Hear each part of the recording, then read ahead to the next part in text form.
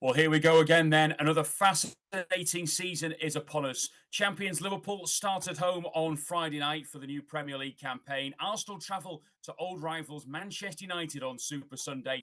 And we've got a brand new segment to bring you this season. You're watching The Assist.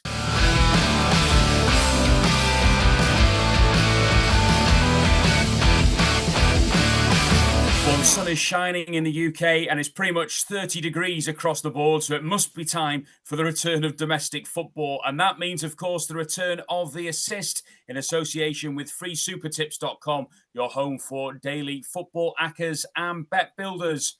Well, there will be a new home each week for all of the new domestic football season action and previews. We'll look ahead to all things the Premier League, and as ever, we'll look at what's going on in the EFL as well, with our top tipsters giving their best bets each week. I'm Warren Ashurst, and I'm joined by Dan Childs and Tom McGarry this week to look ahead to the opening round of Premier League games, and as I say, also the key fixtures in the EFL as well. Plenty of talking points, of course, and we'll get to who might win the title or who will be involved in the title battle this season in a few moments' time. But I think the biggest talking point at the moment, Dan, is probably regarding Alexander Isak and his future. We're going into the start of the new season and we've got no idea what will happen with the Swedish international, whether he'll remain a Newcastle player. Looks unlikely at the moment, whether he'll go to Liverpool or whether he could be in limbo. What's your thoughts as things stand at the minute? I think at the moment neither club probably knows what's going to happen, because a lot depends. To replace a player of that quality, you obviously need to bring very good players in, and it's not that simple to achieve that. I'm sure Newcastle are looking. They're also maybe you don't know what the situation is there, what they feel about the players. Obviously, the attitude at the moment's not been great, but do they think if once the window shuts and you get to September, will he knuckle down? I mean, there's been plenty of examples of that in the past where a player's been desperate to move. I'm thinking as a Spurs fan, Harry Kane at Spurs, the summer that everybody thought he was going to go to Manchester City, he then knuckles down, and continues, racking up the goals for Spurs. So. No, it's up in the air, to be honest, Warren. I couldn't really tell you which way it will go. What I can say is that it's certainly, it may well have an impact on Newcastle's season when they qualify for the Champions League. You thought a lot of positivity there. Are they going to be even stronger? Strengthening the squad for the next season to come. And now it's a bit of a mess, really, the situation for them and for Liverpool. I mean, they've already strengthened, and if Isak comes as well, I mean, they're going to take some stopping. Yeah, Tom, just a quick word from you on the Isak situation. I mean, there's been a lot of criticism about how he's dealt with it. And also, as well, is there a path back for him at Newcastle, or do you think it's kind of game over there? It's going to be very difficult for him, isn't it? I mean, he seems to have set his stall out. He wants to go to Liverpool. That's fair enough. We don't know the conversations he's had with Newcastle, the hierarchy behind the scenes. But from the outside looking in, I don't like the way he's conducted himself. He was so good for Newcastle, really, ever since he joined the club. And to down tools, if that is what has happened, that's disappointing. In terms of can he come back? Well, first of all, I don't think if he moves to Liverpool, that will happen before those two clubs play each other at the end of the month. I think there'll be almost a gentleman's agreement. If the transfer happens, it'll be right at the end of the window after that game. Because you imagine if Isak was in a Liverpool shirt lining up against Newcastle so soon after making the move, if he doesn't go, I just wonder, it's a World Cup year. Sweden may qualify. He'll want to play at that tournament, so he needs to be playing football. And if Newcastle are away to Barcelona in the opening Champions League match of the season, is Isak really going to sit there saying, I'm not playing, I'm waiting until January or the end of the season to move?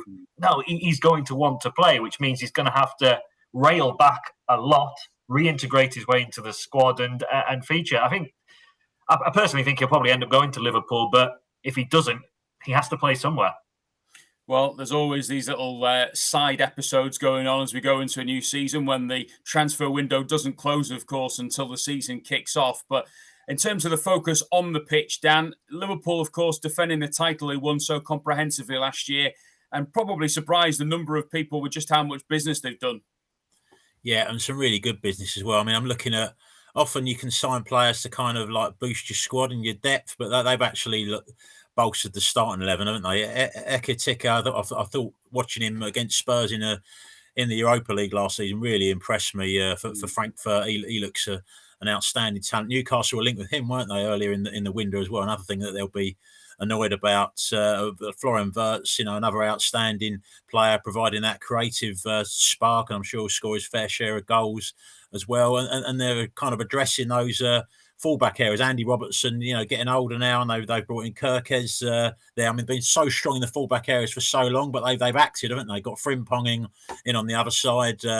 And he'll compete with Conor Bradley, who's also an excellent prospect as well for that right back slot now that Trent Alexander-Arnold's gone. So, if anything, even without Isak, if he doesn't arrive, they look stronger to me than they were last season. And the only question mark I'd say over them is Salah was such a big impact last season. If he did have a significant drop off, I mean, he's not getting any younger. How that would affect them. That would be my question mark over Liverpool. We'll come back to Dan in a moment to see who he thinks could be Liverpool's nearest contenders in terms of the title this season. But Tom, if you're looking at the other sides, who do you think's done the best business there to kind of bolster their squad? Well, Arsenal have done what everyone's been crying out for them to do for at least 2 years, and they brought in a centre-forward, Victor Gyökeres, coming in. Based on what he did in Portugal, surely he's guaranteed to score goals, but we know there's a huge step up in quality from the Primera Liga to the Premier League. So that remains to be seen. But I like their business. Zubimendi as well is a really good defensive midfielder to come in, which should give Declan Rice even more license to get forward. So you'd think Arsenal are going to be there or thereabouts. Manchester City as well, surely going to improve from last season. And they got their business done early, didn't they? They signed some players in January, and then they got pretty much the rest of their recruitment done before the Club World Cup. So, yeah, those two, again, will probably be the main rivals to Liverpool. And you've probably got to keep one eye on Chelsea as well, given they are the world champions, if you like. Well, let's have a look now at our suggestions as to who might welcome away with the trophy come May and also battle it out for the Champions League spots. Dan, is it going to be a 3-horse race for you, or can Chelsea join in that battle? I'm not sure. I think there's a big question mark over this. It's kind of unprecedented having this Club World Cup and Chelsea being involved, right to the, to the final, and obviously fantastic for them to go on and win it. But to then have, really pretty much no pre-season, you're back in and playing straight away. How that will affect them early in the season and maybe even later in the season. I mean, every manager I've ever spoken to has always said to me about how important it is to have a good pre-season. So, this is going to be how will Chelsea cope? They've clearly sort of strengthened again with a squad. There's some good signings coming in. João Pedro, I've watched him closely watched Watford regularly, and he looked a prospect, coming through there, did well at Brighton, and he's kicking on. But no, I think they'll have a good season, but I think top 4, I feel for them will be or top 5, to qualify for the Champions League, whatever it takes, is going to be the main aim for them. The thing they'll be going for. I feel Liverpool are still going to be the team to beat. Arsenal, with adding the striker Gyökeres, I mean, if he has any kind of impact, that's got to make a huge difference. You've got a bit more depth on the flanks as well with Madueke coming in, so they would be for me the closest challengers again. Manchester City, they had the Club World Cup as well. How will they, react to that? And how fit is Rodri going to be? Such a massive player for them. He seems to be struggling to get back to full fitness. How many games will he play, and what level will he be at? So that's a big issue for them. And also with City, I just think that aura of invincibility that they have for so long, I think it's lost at the moment. It's going to take a difficult thing for them to build it back up. So Liverpool for me, firm favourites. Tom, pinning your colours to any mast here? Yeah, I probably agree with Dan. Liverpool have to start as favourites. They won the title at a canter, I suppose you can say, last term, and there's a big gap for the teams in behind to fill. I agree. I think Arsenal will be the nearest challengers, but I think City will be strong as well. Pep Guardiola, as I say, he's done his business early this summer. He'll be desperate for his side to react and improve. The Club World Cup will have a huge bearing on City and Chelsea. We just don't know, do we? Will it leave them making a slow start? Will they make a fast start because they play competitively more recently than anyone else? It's all up in the air. But I think those 3 teams will be the top 3, but probably you'd say on paper Liverpool should win it again. Well, you'll notice a few changes to the assist format from last season, and one of those is going to be a bit of a change in terms of looking at all of the Premier League fixtures, because no longer are we going to do chronological order. We're going to do it a little bit match of the day-esque, where we pick what we feel are the biggest games to look at first on the list, and you could probably get 99% of people to agree that Manchester United against Arsenal is the standout game in the opening round of matches. Sunday at 4:30, it kicks off at Old Trafford, and United 27-10 to claim the victory. It's 19-20 Arsenal and 13-5 the draw. Dan, we'll start with you with this one. Very rarely do you get two big-name Premier League clubs like this who have playing each other on the opening weekend of the season, but it's going to be really interesting to see how this goes. Big name teams, Warren, but poles apart last season. I mean, 32 points separated them by the end of the season. I know Manchester United towards the end were kind of throwing all their eggs into the Europa League basket, and that would affected them to an extent. But they were never really, doing very well at any stage of the campaign. I mean, they've obviously added a whole new front three there with Cunha, Sesko, and Buemo coming in. Will they make a difference over the season? Probably yes. What I would say, Sesko is probably going to need time and to settle in, and you may not see the best of him in his first season there. Young player, new to the league. I just don't think it's going to gel for them straight away. Look at other areas of the team. I thought the midfield was quite weak last season. I've done nothing to really address that. Arsenal, as I mentioned earlier, looking stronger with Gyökeres coming in. Didn't mention Zubimendi, another great addition for them as well. So they're looking stronger for me, Arsenal, than last season. And their price, they're shade of odds against here to win at United. If you're going to go by last season's form, which I don't really see any reason to veer too much off of that at the moment, unless you think United's front three is going to absolutely click and gel straight away. I only really see Arsenal really at those prices. I think Arsenal will get the win. Well, there's been some positives for United during pre-season, Tom, with how they've kind of performed in some of the games. But as Dan says there, it's going to need a massive uplift from last season to see them heading where they want to be.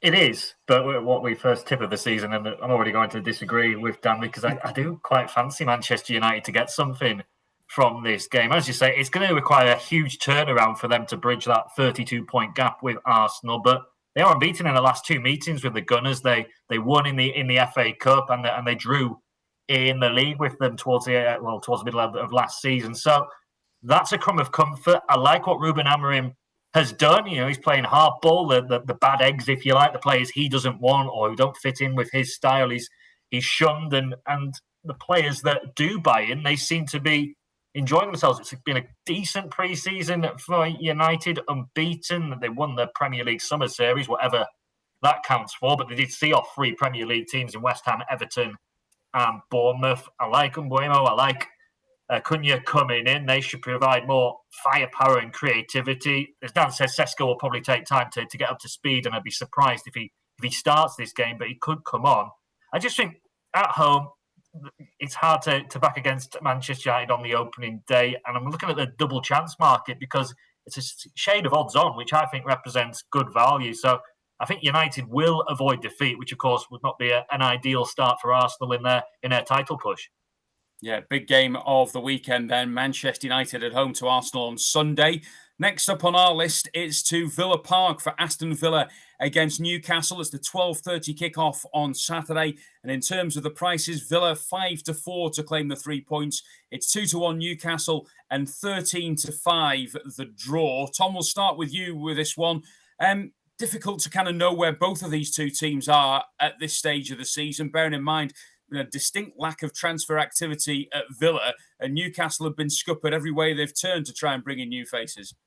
Yeah, it feels Villa have been very quiet over the summer, whereas every major transfer, Newcastle seem to have been involved, but unfortunately for them and their supporters, they've ended up on the wrong side of things so far, missing out on plenty of their targets, particularly in the final third. The Isak uncertainty, of course, he's never going to feature in this game, is he? But that's looming over the Newcastle squad and Eddie Howe heading into this game. They had a poor pre-season as well. I'm not sure if the situation around Isak has affected that. And this will be a difficult game. Villa won this fixture last season 4-1. That was only in April. So a few months ago. So I think Villa, with the more continuity, the more settled summer, they will expect to win this on home soil. I'm expecting goals, though, even if Isak doesn't play for Newcastle. The last 6 meetings between these sides have featured at least 3 goals. There's been some high scoring. There's been 5-1 in there, the 4-1 I mentioned in April. So I'd be looking at Villa to win this and over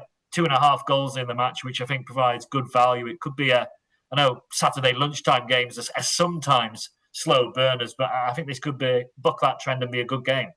I've been looking at Villa, Dan, as a potential outside bet for sort of top 5 this season. When you think that, I sometimes wonder, and it showed with Liverpool last season, is you don't bring in any players, but it's maybe sometimes more important to keep the players that you've got when you've done all right. And in Unai Emery, they still, for me, have got one of the top 3 or 4 managers in the league.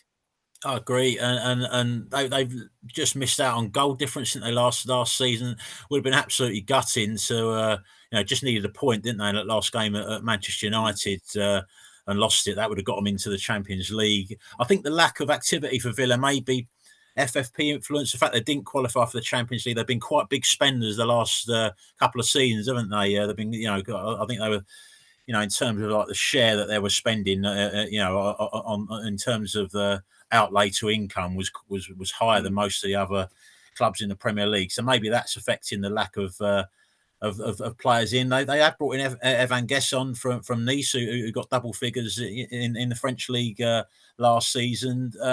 Only lost Rashford, who was on loan, kept that continuity. As you said, I think Rodgers is a doubt for the opening game, which is could be a bit of an issue, but still. I think that Villa are a really good bet here. I mean, you've still got Ollie Watkins there who can score the goals. Plenty of threats for them, and to nearly make Champions League last season when you've also had that run to the Champions League quarterfinals was quite an effort, and it almost gets overlooked that Villa actually won 8 of their last 10 Premier League games. They did finish the season pretty well, and Newcastle, as I mentioned earlier, with the kind of a mess of a summer that they've had. Anthony Gordon is apparently a doubt for this game as well. Not only with the Isak situation, Callum Wilson gone as well. I know they've got Anthony Elanga in, but for me, they're in a bit of a mess at the moment. You don't know how the camp's going to be reacting to this situation with Isak as well. Villa, for me, look probably one of the bets of the weekend. Villa to win. Okay, well, we're going from the early kickoff on Saturday now to the late game, which is at Molineux at 5:30 as Wolves play host to Manchester City. Wolves 19-4, I should say, to claim the victory here. It's 2-1 on City and 7-2 the draw. Dan, you get first dibs on this one. Are we looking at a City win to start the season? I'm not confident here, but I'm going to take a chance on laying City. I'm going to go Wolves or draw, double chance. Based in the main on this, what I was saying about the Club World Cup and the possible lack of match fitness. They've had one pre-season game, Manchester City, against Palermo. I think they won it 3-0. But if you look at what Guardiola did there, he made like mass changes at half times, as managers often do in their first pre-season game. So the players are not considered to be up to speed to last the full 90. Well, now you're into a competitive game, and I just wonder how fit they're going to be. I mean, I watched Spurs against PSG last night. I know Spurs didn't lift the cup in the end, but PSG looked well short of their normal level, and that's to be expected. They were nowhere near the proper fitness level. So I think you've got to be. I'll be a bit concerned about piling into City early on in the season. Wolves.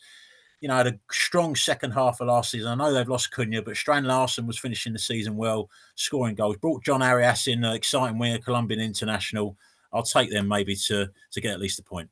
Okay, maybe a bit of a surprise then at Molineux for Dan. Tom, what are your thoughts here on Wolves against Man City? Yeah, Dan makes some really good points. And again, the Club World Cup is a huge outlier in knowing exactly how City and Chelsea are going to fare in these opening few weeks. But I do fancy City to win this. I worry for Wolves this season. They've lost Cunha, they've lost Ait-Nouri too.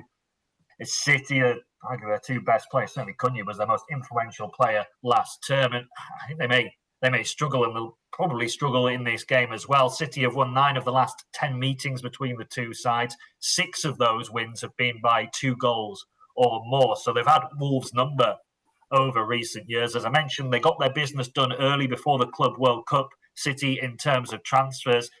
And I think they will win this. And I know they've had a lack of pre-season. There might be an element of rustiness, but I think in the opening game, they'll be able to carry through with a bit of momentum and drive. And I think they should win this one with something to spare. I've gone with City with a -1 handicap. They outscored everyone last season, bar Liverpool, in the Premier League. And Wolves conceded more goals than any team other than the 3 that went down. So poor defensively, Wolves. City, we know they're good going forward. I think they'll win this with something to spare. Okay, well, we're going to head to the champions now because Friday evening's opening game of the Premier League season is at Anfield, where Liverpool play host to Bournemouth. Liverpool 2-7 to claim the victory here. It's 11-2 the draw, and as big as 7-1 for Bournemouth to take all 3 points. Tom, we'll start with you with this one. The contrast is stark between these two teams of how much we said earlier on that Liverpool have spent and brought in terms of the summer transfer market, while Bournemouth have lost the vast majority of what was an impressive squad. Yeah, it's going to be difficult for Bournemouth. I don't think they'll be able to match last season's levels. As you say, they've lost key players. Dean Howson's joined Real Madrid, Zabanya's gone to PSG, and of course Milos Kerkez will probably be lining up in the opposing team on a Friday night, joining Liverpool. So this is going to be a difficult one for Bournemouth. Liverpool, the defending champions, yes, they didn't win the Community Shield, but they still played well in parts against Crystal Palace. And I think Liverpool should win this game. I'm expecting it to be pretty open and entertaining. Liverpool's 5 pre-season games produced 24 goals, and including friendlies, both teams have scored in each of their last 11 matches. So there's firepower for Liverpool. Ekitike was really good in the Community Shield, caught the eye for me. So they'll score plenty of goals. I think they will concede, though, as well. Bournemouth scored more goals on the road than they did at home last season. As I mentioned, Liverpool's defence a little bit suspect. Virgil van Dijk didn't look at his best in the Community Shield. So, yeah, for me, Liverpool will win this, but Bournemouth will find the back of the net. Big test, Dan, for Andoni Iraola this season to try and deal with those losses during the summer and try and find a side that can be competitive. Yeah, what I would say is that often this happens with teams that are not of the top rank in the league, that they often do have to sell their best players early in the summer, and then they do a lot of business later in the window, and that a lot of that business may still be to come. It started to happen this week. Before Diakite, they'd spent over 30 million, the centre back on from Lille this week. So with a huge amount of cash they brought in for Hyacinth, Zabani, Kerkez, that they're going to spend a lot of that, I would imagine. And we know Bournemouth generally recruit really well as well. So they may have a very different looking squad come the start of September than they've got now. Now, I think to go to Liverpool with, as has been mentioned, 3 of your back 4 from last season, not there. You've got the goalkeeper as well. Kepa was on loan, wasn't he? So he's not there. So you've lost 4 of your 5 in the back line. Offensively, they're still a threat. But I kind of think in this game, often when teams you lose a lot of defenders, you focus even more on trying to protect them. And that kind of, it's to the detriment of your attacking play. So that's kind of the way I can see this going. Liverpool, they've got 4, players, as I said, Kerkez, Wirtz, Frimpong, Ekitike, straight into the starting 11. And you're never going to gel straight away. You could see that at times in the Community Shield. I don't think they're going to be tearing it up at the start of the season. So I'm going to go for kind of a comfortable Liverpool win. Going to go Liverpool and under 4.5 goals at a shade of odds on. Okay, well, 4 games down, 6 to go in the Premier League. And up next, it's a London derby, West against South London at Stamford Bridge on Sunday. A 2 p.m. kickoff for Chelsea against Crystal Palace. Chelsea 4-7 to claim the victory here. 4-1 Palace and 7-2 the draw. And bearing in mind what we saw from Palace at stages at Wembley and the Community Shield, Dan, that looks like a massive price, 4-1 for Palace. I think it is. I'm going to play a little bit safer and go Palace or draw double chance. A nice, decent odds against price. Great time to play Chelsea. Just over a month since they won the Club World Cup. I just don't see how you can get players back in anywhere near peak physical condition. It's reinforced my view when I watch PSG against Spurs in the Super Cup. Look way off it.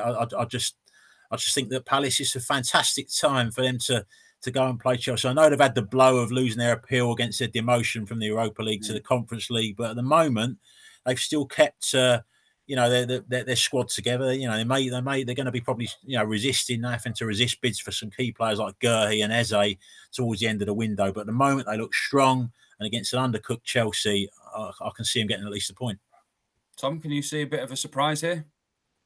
No, for me, I think Chelsea will win this.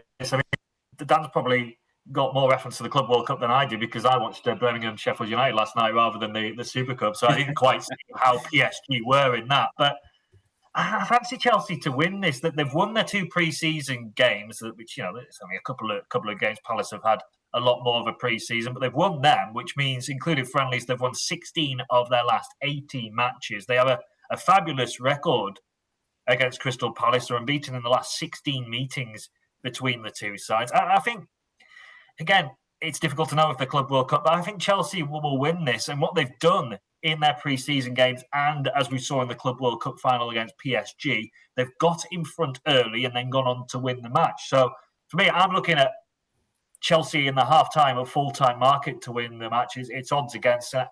Yeah, I mean, I may end up with egg on my face in terms of Chelsea and Manchester City because of the Club World Cup and the lack of pre-season, but I think both will win.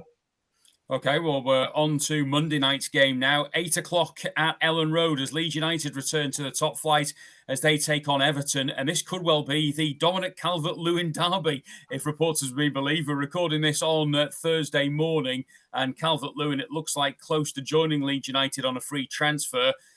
Tom, your first dibs on this one. And I think most people think out of the 3 teams that have come up that Leeds potentially have the best chance to stay up.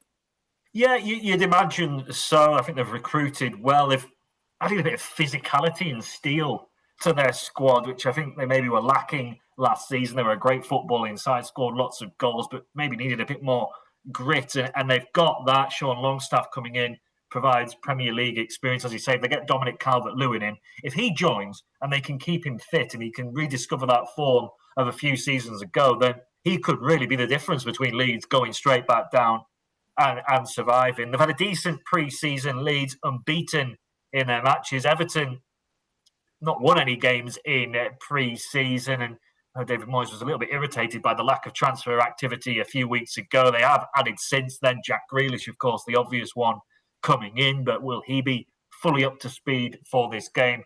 I'm not sure. I think Elland Road will be absolutely bouncing on Monday night, and I think Leeds may just have enough to win this game. It'll be tight, so I'm looking at Leeds in the draw, no bet market, but with a little bit of momentum behind them, I think the home team can win.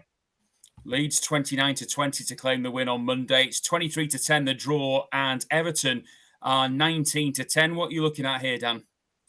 I'm gonna, not confidently, but I'm gonna side with Everton on the draw no bet around evens. I just think if there's a team that can handle that atmosphere, and we know it'll be absolutely rocking, I just think Everton, they're so well organised and they're not phased by these kind of atmospheres. We've seen since Moyes has come in, they're so resilient. I mean, towards the end of last season, went and won at Newcastle when they had next to nothing to play for, and Newcastle had everything to play for. I just think that they're a hard team for Leeds to play against, and I'm not overly sure about Leeds' recruitment at the moment. I think offensively, you need to score goals in the Premier League. I know they've got loads of goals in the Championship, but I'm looking at, I think Peru was their top scorer. For me, Peru is a Championship striker. I don't think they've added a great deal of quality in that attacking area. Everton have been adding attacking players. Tierno Barry, Dewsbury Hall midfielder who can score goals. Jack Grealish now coming in, and that's probably the area of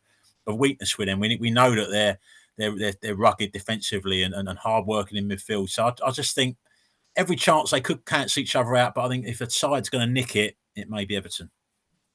Difficult to call a winner, but what we do know is that Jack Grealish will probably get pelters, I imagine, from the home fans if he makes his debut for Everton on Monday night. Time to turn our attentions now to the clash at the Stadium of Light on Saturday afternoon. Another of the Premier League new boys, Sunderland, back after 9 years away, will play host to West Ham. Sunderland are 9-4 to claim the victory here. West Ham 5-4 and the draw 12-5. What have you made, Dan, of Sunderland's recruitment and their chances of survival? Do you know what? I actually, normally the playoff winners, it's a really tough task. It still will be for them to stay up. But I've been impressed by their recruitment. I mean, the headline one is obviously Granit Xhaka, who's played a lot of games still for Leverkusen last season.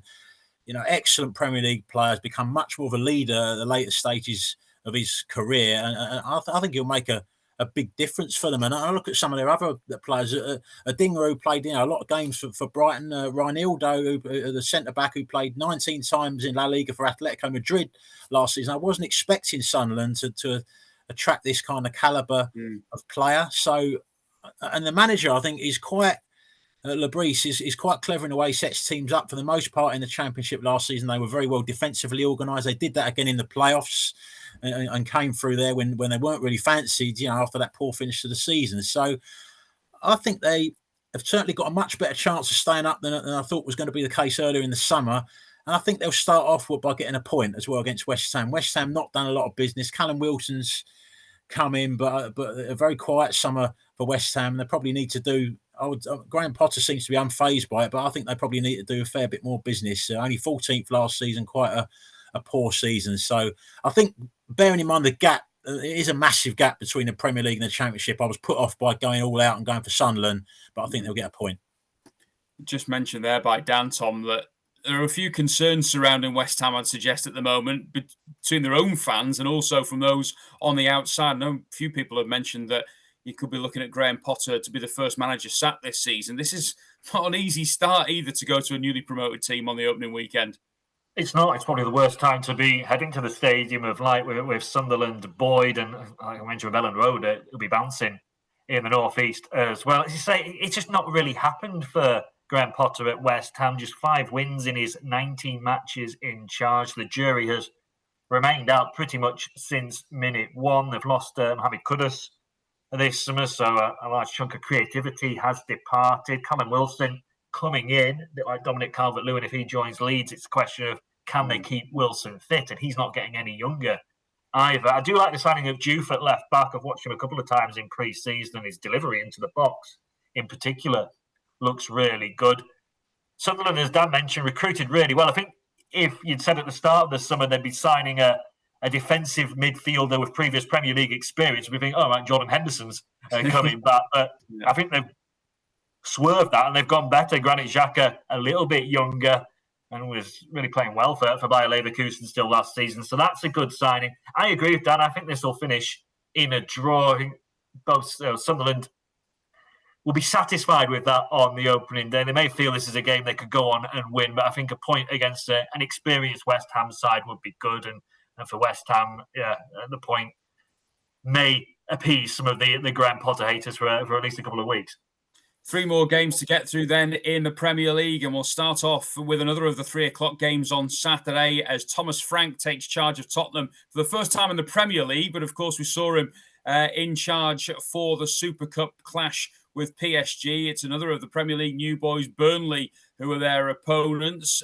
We'll get Dan's particular thoughts on Spurs in a moment, because I'm sure he'll have plenty to say following Wednesday night's game. Tom, a bit of a word on Burnley. I mean, they're pretty much being written off by all quarters at the moment. And is it hard to make a case for them getting anything on Saturday?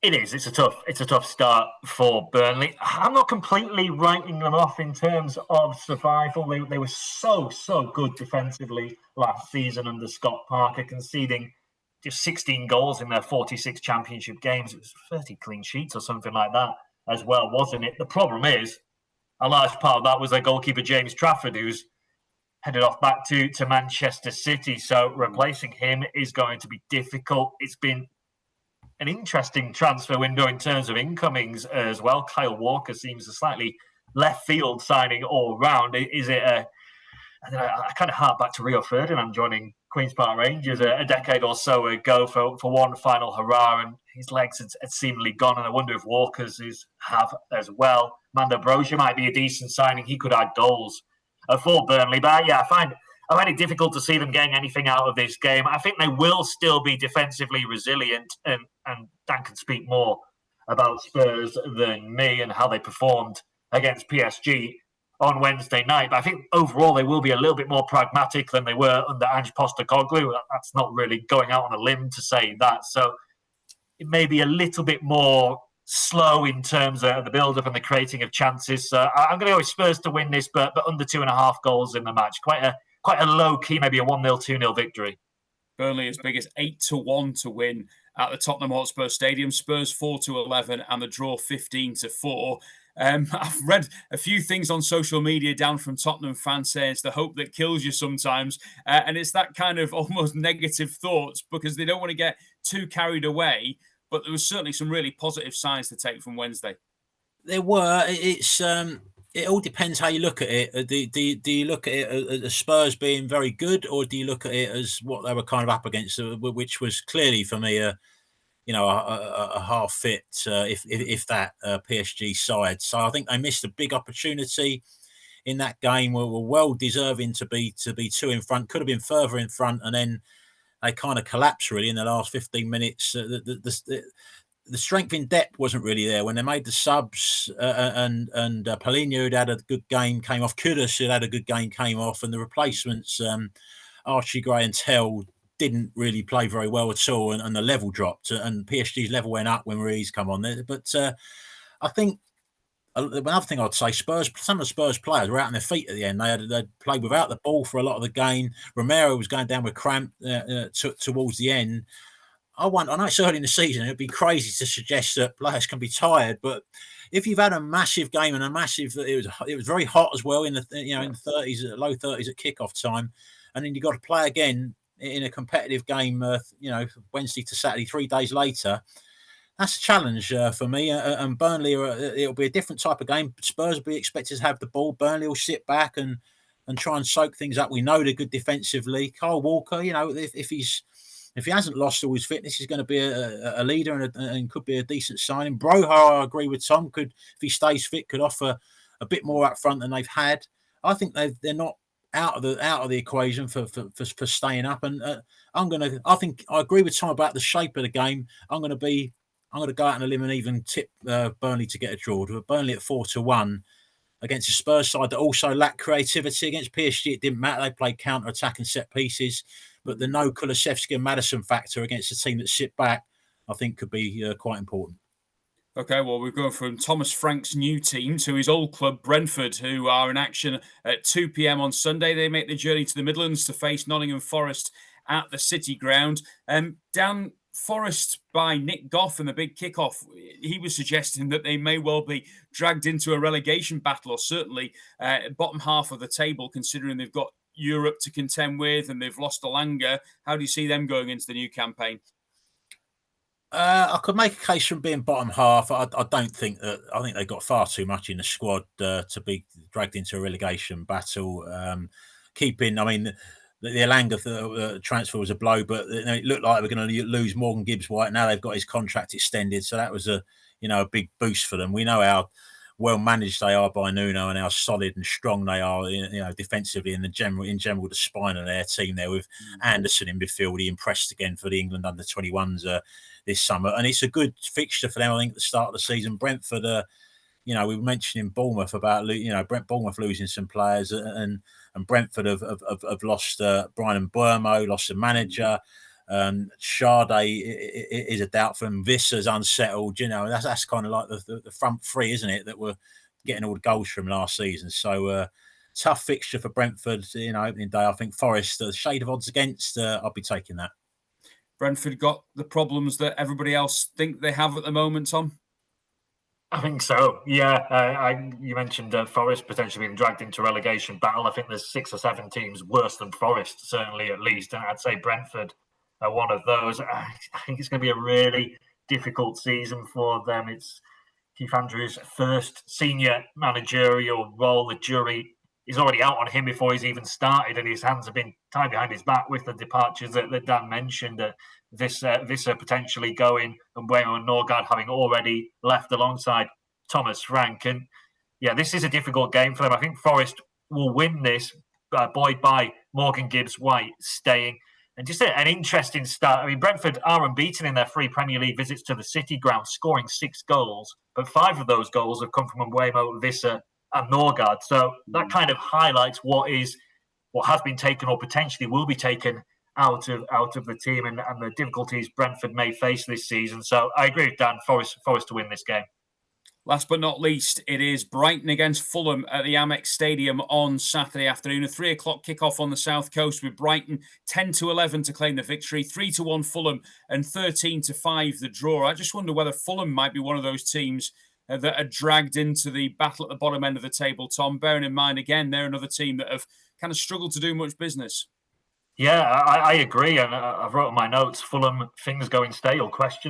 Because they've not really recruited, have they? Benjamin Lecomte has come in. They're only signing as a backup goalkeeper, and it does feel a little bit flat for Marco Silva and his side. And Brighton, you say they haven't really done that well. It's been quite low-key business from them as well. But I like the signing of Maxim de Kuiper. I think we're used to Brighton signing players we don't know too much about and improving them, and then all of a sudden they become world beaters and tend to join Chelsea for £100 million 18 months or so down the line. But yeah, I think Brighton should win this game. They won the corresponding fixture last season in March. That was their first Premier League victory over Fulham at the 10th attempt, and I expect to follow that up. I do have concerns for Fulham, and just we've seen it in the past, haven't we? After a few seasons, things just go a little stale for sides, and then they start to regress.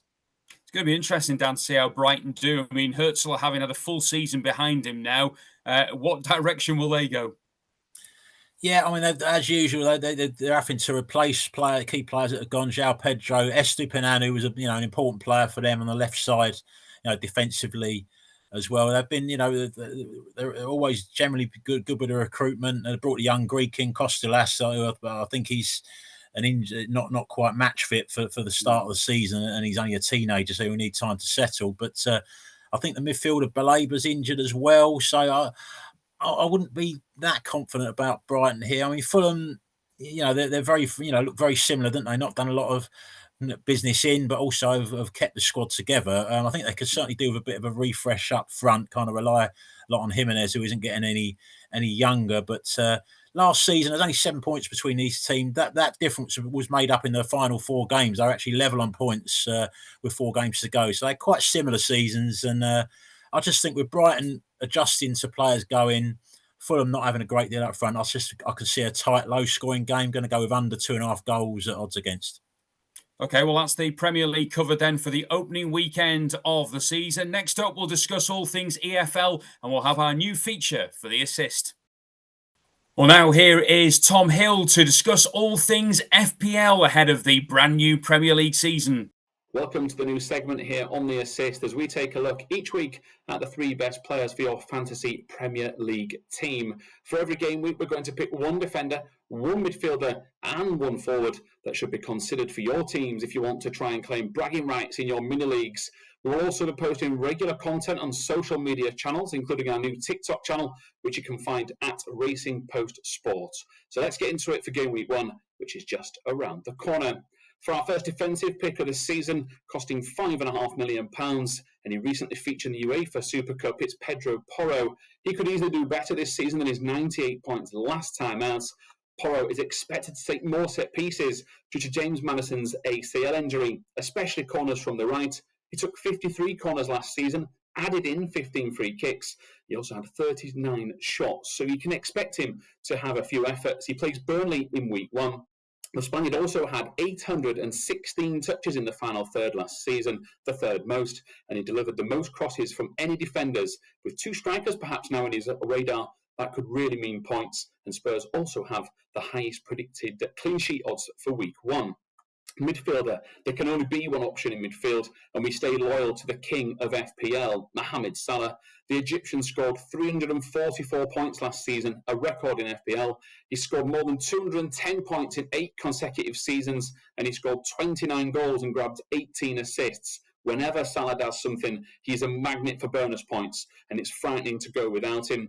And don't forget, game week 1 is so important to keep things simple with reliable assets. Salah is exactly that with Bournemouth at home. The Cherries have endured a pretty miserable pre-season campaign, selling Ilya Zabani and Dean Huijsen, and this could be a tough day at the office for the Cherries.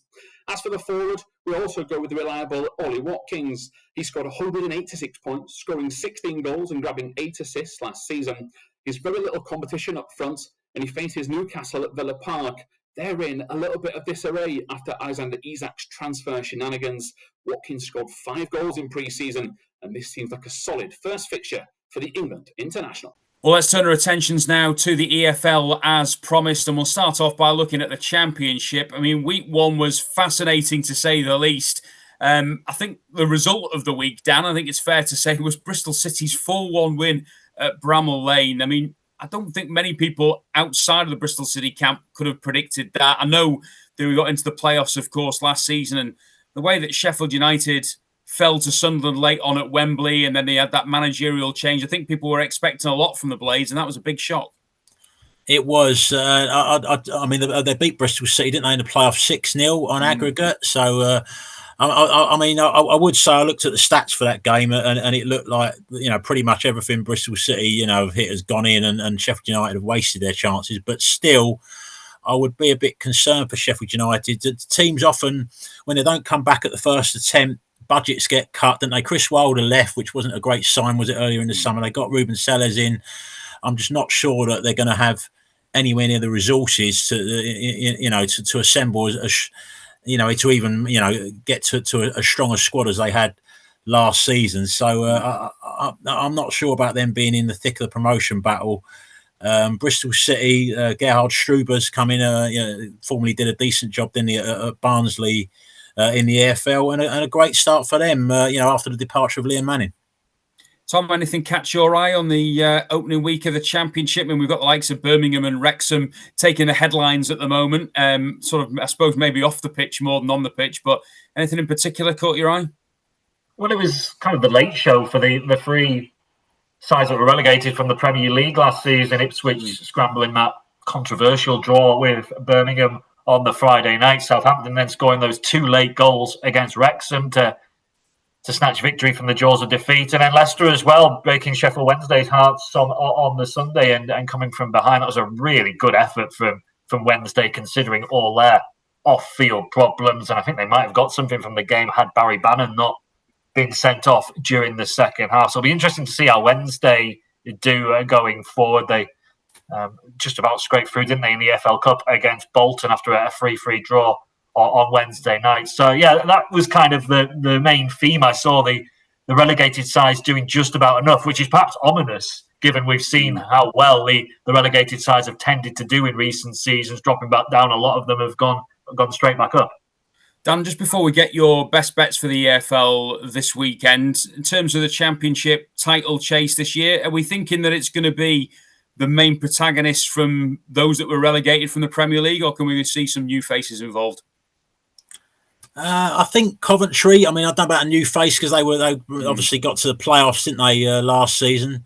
I can see them being there or thereabouts. I know Ipswich weren't that impressive at Birmingham on the in the first game, but it's a tough first game to have with the atmosphere there, and Birmingham having spent so much money recently and buoyed by winning League One in such a fantastic style. So I don't think that was. I don't think you should be judging Ipswich on that performance. They've gone down with a squad that's a very strong group of what I would say strong Championship players. And losing Delap's obviously a blow, but he was never going to stay and play in the Championship. I think they're going to be the ones to beat. Southampton should go well as well. Of Leicester, I'm not so sure about. I mean, Tom mentioned that game against Sheffield Wednesday. I know they got the job done in the end and won the game, but they didn't. They were not convincing at all for me against the Sheffield Wednesday team that are absolutely down to the bare bones. I think Leicester may have the poorest season of the relegated clubs. Okay, well, on the EFL section of the Assist this season, we'll look to give you a best bet from each of the 3 divisions. And Dan's going to start off then with the Championship. Yeah, I mentioned Sheffield Wednesday there. I mean, they did give everything in that game at Leicester, and you felt sorry for them when Leicester scored near the end against 10 men. But they also lost Chalobah, who was their goal scorer in that game. He went off injured. Jan Valery went off injured. I mean, they can ill afford to be losing more players at the moment. The midweek cup game, they made a lot of changes against Bolton and scraped through on penalties after a 3-3 draw. Bolton actually were down to 10 men midway through the first half in that game. So and they won the shot count as well. So that to me, that's a a little bit of a concern if you know about the depth there or the lack of depth for Sheffield Wednesday. And Stoke, they're kind of this team that they're constantly ambitious and trying to push to have a good season, and they're kind of bold in the transfer market. They've had 7 successive bottom half finishes, which must be driving them mad. I think this season's going to be different. I've probably said that a few times before, but they had a couple of new signings. The loanee from Man City, Divan Mubama, scored for them in the 3-1 win at home to Derby. Sorba Thomas, who I really like as well, scored in that game. They got in from, I think he was on loan in France last year. They got him in from Huddersfield. So I think Stoke will do better. And this is a great game for them at Sheffield Wednesday. There's such discontent in the stands at Davon Chansiri at the moment, and that's not going to help the Wednesday players. So Stoke to win this one is my championship bet of the week. Okay, so Stoke to beat Sheffield Wednesday. First up for Dan. Who are we looking at in League One, Dan? League One, I'm going to go with mentioned Huddersfield losing Sorba Thomas. They're away to Blackpool this weekend, but they've under Lee Grant, who really impresses me as a manager. They have bought really well this summer. Huddersfield, a lot of good new signs. Alfie May's probably the one that catches people's eye. Getting him in from Birmingham will score plenty of goals for them. I think they're going to be right up there, Huddersfield, this season. Blackpool have had a poor start under Steve Bruce. Well, a dreadful start. Really lost 3-2 at home to Stevenage and then 4-1 away to Exeter. Got a few injuries at the moment, including centre-back signing Fraser Horsford, who was a big addition for them from Stockport, but he's out injured at the moment. Going in different directions at the moment. Huddersfield, for me, won't lose its game. And a shade of odds on the draw no bet. That looks the bet to me. Yeah, Huddersfield, I would argue, the biggest goal threat in League One at the moment with all their attacking options. So far, we've got Stoke and Huddersfield. And who is our League Two selection, Dan? Going to go with Colchester to win away to Shrewsbury, recently relegated Shrewsbury in League Two. Just missed out, didn't they, Colchester, on the playoffs last season after starting the season slowly with a lot of draws and then coming on strong towards the end. They're going to be looking to improve again under Danny Cowley. They've had another 2 draws at the start of this season, home to Tranmere, who I think are going to improve this season, a 1-1, and away to Oldham 1-1 as well, which is a tough game. Oldham's first home game since they come up from the National League. I do think Colchester will start putting on the victories on the board soon, starting at Shrewsbury, who are kind of looking a bit of a mess after relegation. They hung on for a 0-0 draw at home to Bromley, then they lost 4-0 at Tranmere last weekend. Looked like a lot of work to be done there at Shrewsbury. Colchester the bet to me to win this one at about 17-10. Yeah, one of our colleagues watched that game between Tranmere and Shrewsbury and said that Tranmere were made to look like Brazil by Shrewsbury. So it shows you probably the lack of form at the moment. So Stoke, Huddersfield and Colchester are the 3 EFL selections from Dan this weekend. Tom's turn now as he's going to pick us a Premier League bet builder. And what game are we looking at here, Tom? Yeah, I'm looking at the Friday night season opener at Anfield between Liverpool and Bournemouth, where I think, as I mentioned earlier on, it's going to be a winning start for Liverpool. I've not included that as part of my bet builder. My first selection, though, is for a Liverpool player to score, Hugo Ekitike, on what will be his league debut for the club. I thought, as I mentioned earlier on, he was really good in the Community Shield against Palace, scored in that game, and it might, if he gets on the score sheet against Bournemouth, just silence some of the Alexander Isak talk. So I fancy him to score any time. That's the first part of the bet builder. The second one, as I mentioned on my tips earlier on, I think both teams will score in this game. Liverpool have plenty of firepower, but have been leaky at the back over the back end of last season and the start of this, as we saw against Palace last weekend. So both teams to score. And then the final selection for me is Milos Kerkez to have at least one shot in the game against his former club. He managed 19 for Bournemouth last season, including 2 in his final 3 appearances. And, you know, it's the old cliche, isn't it? Against his former club, he's bound to have some kind of involvement. He'll be keen to impress, and why not by chancing his arm from range and having at least one shot. Okay, well, that's Tom's Premier League bet builder for this weekend covered. We have got the trebles and the nap of the weeks to come. First, we're going to start off with the assist treble, and Dan will start off with your pick first. Yeah, I'm going to go with Stoke at a shade of odds on at Sheffield Wednesday. Now, I'm not always keen on putting an away side into a treble for obvious reasons, but I just think that if there's a game that's there to be won, this is it. The atmosphere at Sheffield Wednesday at the moment among the supporters is terrible.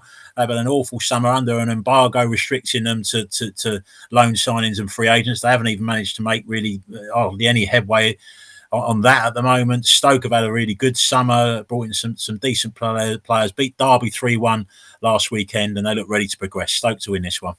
Okay, Stoke for Dan. Who are you looking at, Tom? Yeah, I've delved into League Two, and I fancied Crewe to beat Crawley. Crewe have won their opening 2 league games, but this is for me more about Crawley. I tipped them at the start of the season to go down after suffering relegation from League One last term. They've had a change in ownership after a bit of a tumultuous summer transfer window where they lost a lot of key players. They've lost all 3 of their matches in all competitions at the start of this campaign. So, yeah, I think they're going to struggle throughout the season and in this match. Crewe, for their part, as I mentioned, they've won their opening 2 league games. I don't expect them to be challenging come the end of the season. I think they'll be probably in the lower half of the table as well, but they can continue their decent start by winning this game.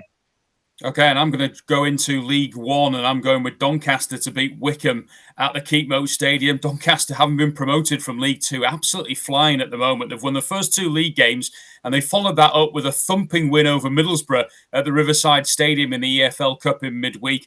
You could argue that Wickham probably were punching above their weight last season, and I just think that Doncaster are on a roll as they are at the moment, and they're pretty decent price odds against as well, around about 29 to 20 to win that game. I just think Doncaster look like a really good bet. So we're going to go with Stoke, Crewe and Doncaster as the assist treble, and we'll conclude this week's opening assist of the season with a nap of the week from both Dan and Tom. Dan, will start with your nap first? Yeah, I'm going to go with Aston Villa against Newcastle. I just think last season to get 66 points when you've had all that Champions League involvement, the distraction of 8 games in the league phase, and then to get through to the quarterfinals and perform so well against PSG, and had a decent run as well, didn't they? Right in the FA Cup to the semi-finals. So to do that for me was really impressive. And now not being in the Champions League, I think they'll have a more of a chance to focus. I know they've got the Europa League to look forward to, but I think they'll have a bit more chance to focus on the Premier League. And I think they'll start with a home win over Newcastle and a bit of turmoil due to the Alexander Isak saga. And your nap, Tom, this week? Yeah, I've gone with a home win in the Premier League as well. Nottingham Forest to beat Brentford, mainly due to the turmoil surrounding Brentford over the summer, the departure of Thomas Frank, Buemo leaving, Norgard leaving, Visser probably leaving, depending how you look at things. I think it's going to be a difficult season for Brentford. Forest may regress slightly as well after what was a brilliant campaign last term, but I think they'll start pretty quickly. Their problems may begin once the Europa League matches start coming thick and fast over the autumn. But I think they'll make a solid start, and they should win this one against what looks a very much weakened Brentford side. Okay, well, a big thanks to both Dan and Tom for all their efforts on this opening weekend of the Premier League season. Don't forget, of course, to like, subscribe and comment on the Racing Post YouTube channel. Let us know your thoughts on some of the new features on the assist. We'll be back, of course, next week for another episode. And don't forget, of course, the Sweet Spot is with you if you like your golf every Tuesday with Dave Clark and Steve Palmer. In the meantime, enjoy your football and the sunshine this weekend. And please remember to gamble responsibly.